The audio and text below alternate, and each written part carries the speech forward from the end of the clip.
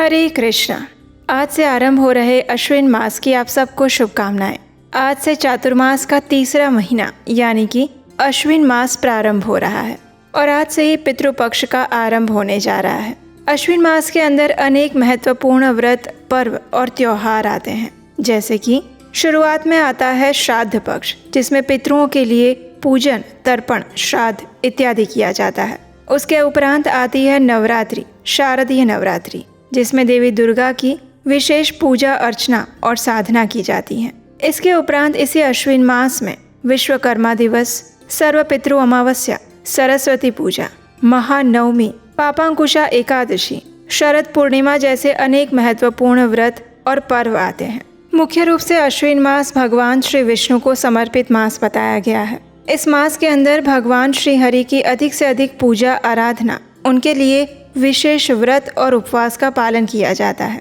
इसी मास के अंत में देवी दुर्गा की आराधना की जाती है और इसीलिए शारदीय महापर्व मनाया जाता है।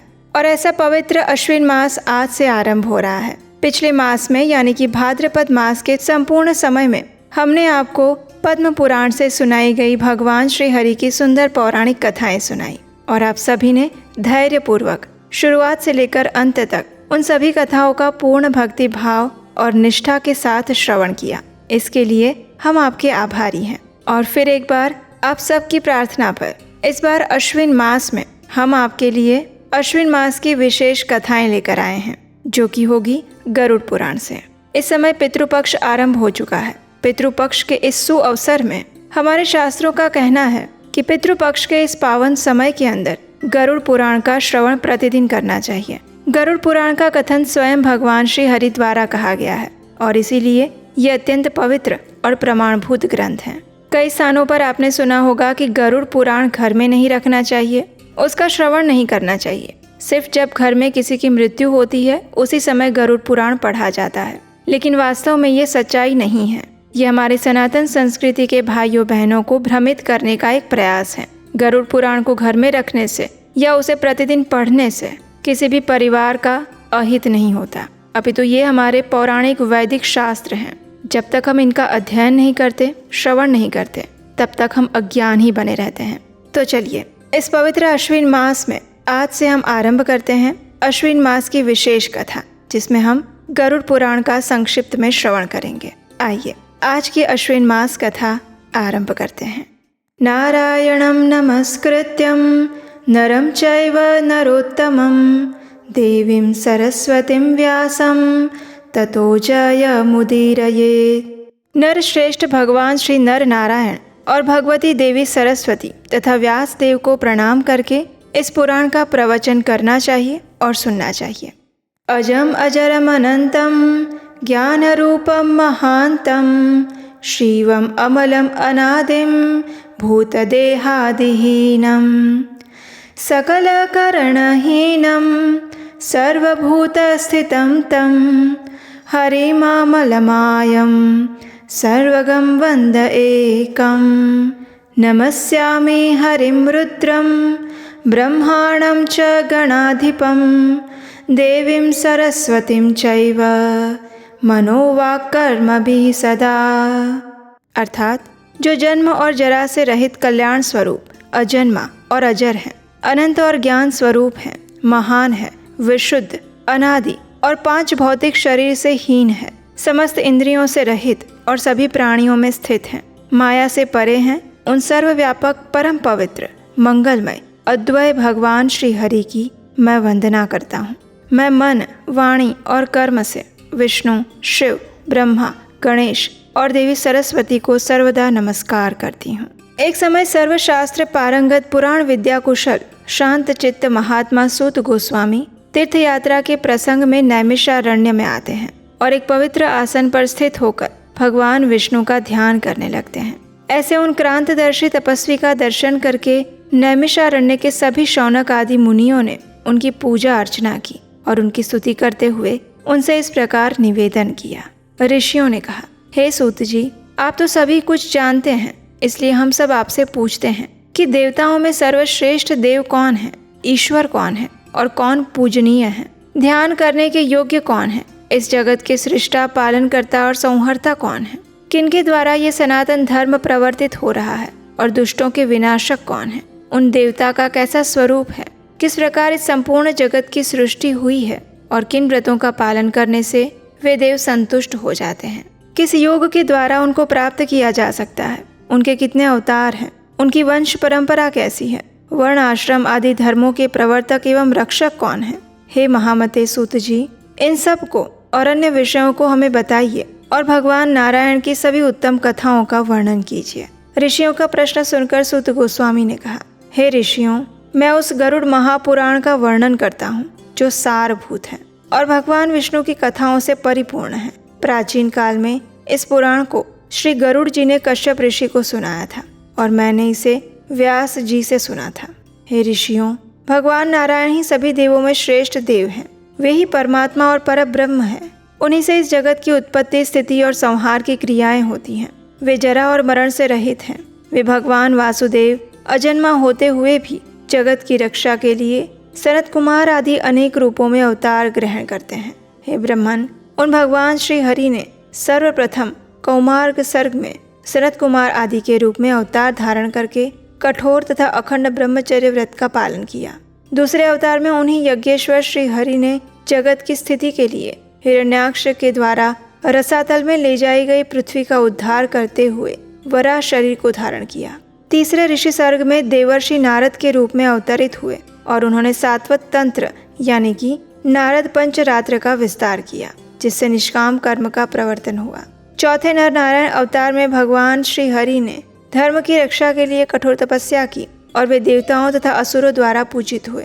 पांचवें अवतार में भगवान श्री हरि कपिल नाव से अवतरित हुए, जो सिद्धों में सर्वश्रेष्ठ हैं और जिन्होंने काल के प्रभाव से लुप्त हो चुके सांख्य शास्त्र की शिक्षा दी।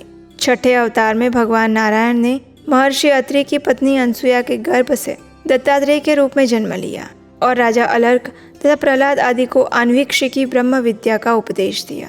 सातवें अवतार में श्री नारायण ने इंद्र आदि देवगणों के साथ यज्ञ का अनुष्ठान किया और इसी स्वयंभू मनवंतर में वे आकुति के गर्भ से रुचि प्रजापति के पुत्र रूप में यज्ञदेव नाम से अवतीर्ण हुए।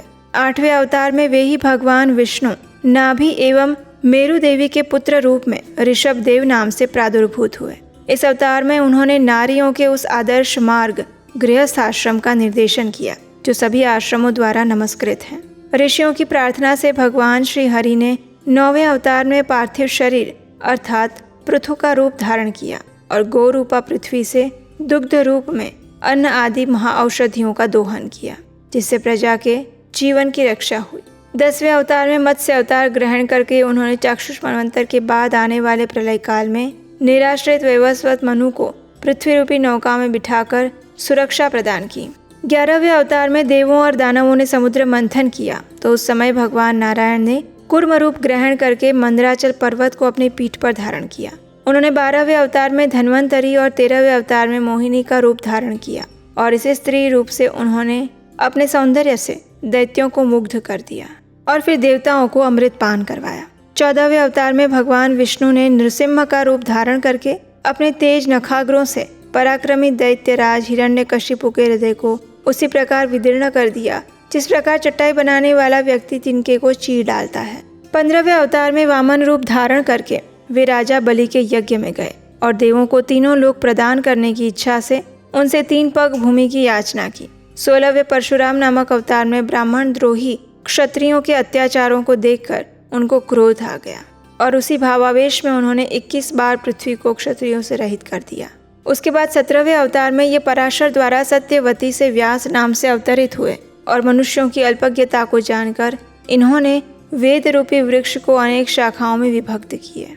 तदअनंतर 17वें अवतार में ये पराशर द्वारा सत्यवती से व्यासदेव नाम से अवतरित हुए और मनुष्यों की अल्पज्ञता को जानकर इन्होंने वेद रूपी वृक्ष को अनेक शाखाओं में विभक्त किए। श्री हरि ने देवताओं के कार्यों को करने की इच्छा से राजा के रूप में श्री राम नाम से 18वां अवतार लिया और समुद्र बंधन आदि अनेक पराक्रम पूर्ण कार्य किए। 19वें तथा 20वें अवतार में श्री हरि ने वृष्णि वंश में कृष्ण एवं बलराम का रूप धारण करके पृथ्वी के भार का हरण किया। 21वें अवतार में भगवान कलयुग की संधि के अंत में देवद्रोहियों को मोहित करने के लिए कीकट देश में जिन पुत्र बुद्ध के नाम से अवतीर्ण होंगे। और इसके पश्चात कलयुग की 8वीं संध्या में अधिकांश राजवर्ग के समाप्त होने पर वे ही श्री हरि विष्णु यशा नामक ब्राह्मण के घर में कल्कि नाम से अवतार ग्रहण करेंगे। हे द्विजों, मैंने यहाँ पर भगवान नारायण के कुछ ही अवतारों का वर्णन किया है। सत्य तो ये है कि सत्व गुण की अधिष्ठान भगवान विष्णु के असंख्य अवतार हैं। मनु, वेदवेत्ता, सृष्टि प्रवर्तक सभी ऋषि उन्हीं विष्णु की विभूतियाँ कही गई हैं। उन्हीं मनु आदि श्रेष्ठ ऋषियों से इस जगत की सृष्टि आदि होती है और इसीलिए व्रत आदि के द्वारा इनकी पूजा करनी चाहिए। प्राचीन काल में भगवान वेदव्यास ने इसी गरुड़ महापुराण को मुझे सुनाया था। सूत जी से ये सुनकर ऋषियों ने पूछा, हे सूत जी, आपको महात्मा व्यास जी ने विष्णु कथा से आश्रित इस श्रेष्ठ गरुड़ पुराण को किस प्रकार सुनाया था? वो सब भी आप हमें विधिवत सुनाने की कृपा करें। तब सूत गोस्वामी ने कहा, एक बार मुनियों के साथ मैं बद्रिकाश्रम गया था। वहाँ पर परमेश्वर के ध्यान में निमग्न भगवान व्यास का मुझे दर्शन हुआ। उन्हें प्रणाम करके मैं वहीं पर बैठ गया और उन मुनीश्वर से मैंने पूछा, हे व्यास जी, आप परमेश्वर भगवान श्री हरि के स्वरूप और जगत की सृष्टि आदि को मुझे सुनाएं, क्योंकि मैं जानता हूँ कि आप उन्हीं परम पुरुष का ध्यान कर रहे हैं और उन सर्वज्ञ के स्वरूप का भी परिज्ञान आपको अच्छी तरह से है। ये सुनकर व्यास जी ने कहा, हे सूत जी, ब्रह्मा जी ने जिस प्रकार नारद और प्रजापति दक्ष आदि से और मुझसे इस पुराण की कथा कही थी, उसी प्रकार मैं गरुड़ महापुराण को सुनाता हूँ। अब आप मुझसे वो सुनिए। तब सूत जी ने पूछा, ब्रह्मा जी ने देवर्षि नारद और प्रजापति दक्ष सहित आपसे किस प्रकार के पवित्र और सार तत्व बताने वाले पुराण को कहा था? तब व्यासदेव जी कहते हैं, एक बार नारद, दक्ष और भृगु आदि ऋषियों के साथ मैं ब्रह्मलोक में विद्यमान श्री ब्रह्मा जी के पास गया। उन्हें प्रणाम करके मैंने प्रार्थना की कि हे प्रभु, आप हमें सार तत्व बताने की कृपा करें। तब ब्रह्मा जी ने कहा, ये गरुड़ महापुराण अन्य सभी शास्त्रों का सारभूत है। प्राचीन काल में भगवान श्री विष्णु ने अन्य देवताओं सहित रुद्रदेव यानी कि शिव जी और मुझसे जिस प्रकार इसे कहा था, इसी प्रकार मैं भी इसका वर्णन इस समय करूँगा। व्यास जी ने कहा, भगवान श्री हरि ने अन्य देवों के साथ रुद्रदेव को किस प्रकार से सारभूत और महान अर्थ बताने वाले इस गरुड़ महापुराण को सुनाया था। हे ब्राह्मण, उसे अब आप सुनिए। ब्रह्मा जी ने कहा, एक बार इंद्र आदि देवताओं के साथ मैं कैलाश पर्वत पर पहुंच गया। वहां मैंने देखा कि रुद्रदेव शंकर परम तत्व के ध्यान में निमग्न हैं। तब मैंने उनसे प्रणाम करके पूछा, हे सदाशिव, आप किसका ध्यान कर रहे हैं? मैं तो आपसे अतिरिक्त अन्य किसी देवता को नहीं जानता हूँ। इन सभी देवताओं के साथ उस परम सार तत्व को जानने की मेरी इच्छा है, आप उसका वर्णन करें। ये सुनकर श्री रुद्र जी ने ब्रह्मा जी से कहा, हे ब्रह्मा जी, मैं तो सर्वफलदायक, सर्वव्यापी, सर्वरूप, सभी प्राणियों के हृदय में अवस्थित परमात्मा और सर्वेश्वर उन भगवान विष्णु का ध्यान करता हूँ। हे पितामह, उन्हीं विष्णु की आराधना करने के लिए मैं शरीर में भस्म और सिर पर जटाजूट धारण करके व्रत आचरण में निरत रहता हूँ। जो सर्वव्यापक, जयशील, अद्वैत, निराकार और पद्मनाभ हैं, जो निर्मल और पवित्र हंस स्वरूप हैं, मैं उन्हीं परम पद परमेश्वर भगवान श्री हरि का ध्यान करता हूँ। इस सार तत्व के विषय में उन्हीं के पास चलकर हम सभी को उनसे पूछना चाहिए, जिनमें संपूर्ण जगत का वास है। प्रलय काल में जिनमें संपूर्ण जगत प्रविष्ट हो जाता है, सब प्रकार से अपने को उन्हीं की शरण में करके मैं उन्हीं का चिंतन करता हूँ। जो प्रलय काल में संकर्षण कहलाते हैं, मैं उन्हीं परम उपास्य की उपासना करता हूँ। हे व्यास जी, प्राचीन काल में रुद्र के द्वारा ऐसा कहे जाने पर श्वेत द्वीप में निवास करने वाले भगवान विष्णु को प्रणाम करके उनकी स्तुति करके उस परम तत्व के सार को सुनने की इच्छा से देवता गणों के साथ मैं भी वहीं पर स्थित हो गया। उसके बाद हम सबके बीच में बैठे हुए रुद्र ने उन परम सार तत्व स्वरूप भगवान विष्णु को प्रणाम किया और जिज्ञासा करते हुए इस प्रकार कहा, हे देवेश्वर, हे हरे, आप हम सबको ये बताएं कि कौन देवाधिदेव है और कौन ईश्वर है, कौन ध्येय और कौन पूज्य, किन व्रतों से वे परम संतुष्ट होते हैं, किन धर्मों के द्वारा, किन नियमों से अथवा तो किस धार्मिक पूजा से उन्हें प्रभावित किया जा सकता है, उन्हें प्रसन्न कैसे किया जा सकता है, उन ईश्वर का वो स्वरूप कैसा है, किन देव के द्वारा इस जगत की सृष्टि हुई है और कौन इस जगत का पालन करता है। प्रलय काल में ये विश्व कौन से देवता के अंदर लीन हो जाता है, सर्ग, प्रतिसर्ग, वंश और मनवंतर किन देव से प्रवर्तित होते हैं और ये सब दृश्यमान जगत किस देवता में प्रतिष्ठित है। इसके साथ ही परमेश्वर के महात्म्य और ध्यान योग के विषय में भी बताने की कृपा करें।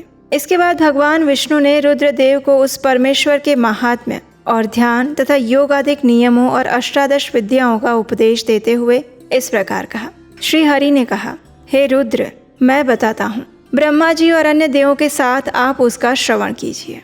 मैं ही सभी देवों का देव हूँ, मैं ही सभी लोकों का स्वामी हूँ। देवों का मैं ही ध्येय, पूज्य और स्तुतियों से स्तुति करने योग्य हूँ। हे रुद्र, मैं ही मनुष्यों से पूजित होकर उन्हें परम गति प्रदान करता हूँ और व्रत, नियम और सदाचारण से संतुष्ट होकर, हे शिव, मैं ही इस संसार की स्थिति का मूल कारण हूँ। मैं ही जगत की रचना करने वाला हूँ। हे शंकर, मैं ही दुष्टों का निग्रह और धर्म की रक्षा करता हूँ। मैं ही मत्स्य आदि के रूप में अवतीर्ण होकर अखिल भूमंडल का पालन करता हूँ। मैं ही मंत्र का अर्थ हूँ और मैं ही पूजा और ध्यान के द्वारा प्राप्त होने वाला परम तत्व हूँ। मैंने ही स्वर्ग आदि की सृष्टि की है और मैं ही स्वर्ग आदि भी हूँ।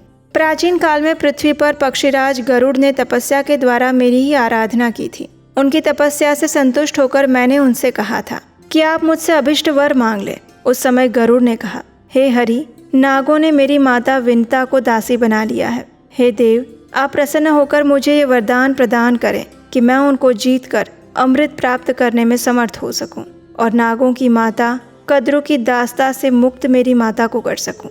मैं आपका वाहन बन सकूं, महान बल श्रेष्ठ, महान शक्तिशाली, सर्वज्ञ और नागों को विदीर्ण करने में समर्थ हो सकूं। वैसा ही करने की कृपा करें।